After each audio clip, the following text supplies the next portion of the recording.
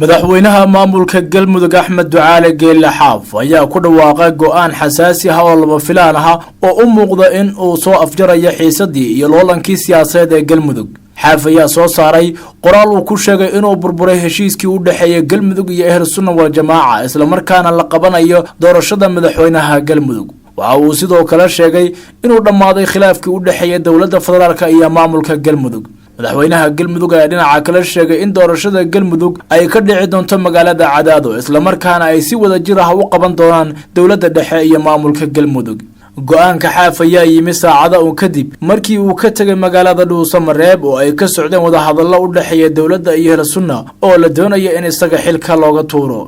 dad ku dhow madaxweyne Xaaf ayaa sheegay in go'aanka uu qaatay isaga oo ku xumeynaya Ahlu Sunna isla markaana hadda joojiyay meel aysan ku lahayn awood ay kula gorgortamaan dawladda. Xaaf ayaa dareemaya in Ahlu Sunna ay dhabarka ka jabiyeen. dhinaca kale tan warar haatan soo baxaya ayaa sheegaya inuu soo shaac baxay khilaaf cusub oo ka dhashay halka lagu qabanayo doorashada guud ee maamulka galmudug. war qoraal ah oo ka soo baxay wasaaradda arrimaha gudaha Soomaaliya ayaa lagu sheegay in doorashada galmudug lagu qabanayo magaalada Dhuusamareeb ee xarunta gobolka Galgaduud. sidoo kale wasaaradda waxay shaacisay in doorashada ay dhacayso 4 bisha Julaay ee soo socota. dhinaca kale madaxweynaha galmudug ayaa ku dhawaaqay go'aan xasaasi ah oo u muuqda inuu soo afjarayo xiisada maamulkaasi ayaa ka hor yimid go'aankan. war ka soo baxay xafiiska madaxweyne Xaaf ayaa waxaa lagu sheegay in doorashada uu aqbalay balse ay ka dhacayso magaalada Cadaado ee gobolka Galgaduud. arrintan ayaa abuuri karta khilaaf hor leh maadaama dawladda dhexe Xaaf iyo Ahlu Sunna ay haatan ku kala aragti duwan yihiin halka lagu qabanayo doorashada galmudug. warar kale oo iyagana soo gaaray ayaa waxa ay sheegayaan in xildhibaano ka tirsan golaha shacabka iyo aqalka sare isla markaana deegaan ahaan ka soo jeeda galmudug ay maanta tagayaan magaaladaasi Cadaado.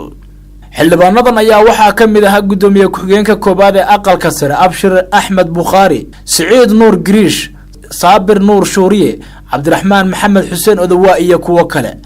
safarka xildhibaanada ayaa imanaya iyadoo oo galmudug ay ka taagan tahay xiiso siyaasadeed. dawladda federaalka ayaa ku dhawaaqday in doorashada galmudug la qabanayo 4 bisha Julaay kana dhacayso Dhuusamareeb. Xaaf oo go'aankaasi hore u diidanaa ayaa hadda ogolaaday waxaase uu sheegay in doorashada ay ka dhacayso Cadaado. Ahlu Sunna wal Jamaaca oo iyana war ka soo saaray go'aanka dawladda ayaa sheegay in ay soo dhaweynayso doorashada oo ka dhacda Dhuusamareeb oo ah xarunta dawlad goboleedka galmudug. lama xaqiijin ujeedada rasmiga ee xildhibaanadaasi labada aqal ka socda maanta u tagayaan Cadaado. waxaase loo badinayaa inay qayb ka noqdaan xalka iyo dib heshiisiinta dadka ku kala aragti duwan dhismaha maamulka galmudug. si kastaba xaaladda galmudug ayaa weli moodaa inaysan dhinac isugu shuban iyada oo khilaafka siyaasadeed ee galmudug ay u dhaxeeya maamulka galmudug dawladda federaalka iyo Ahlu Sunna uu marba mar ka sii dambeeyo si cakirmayo.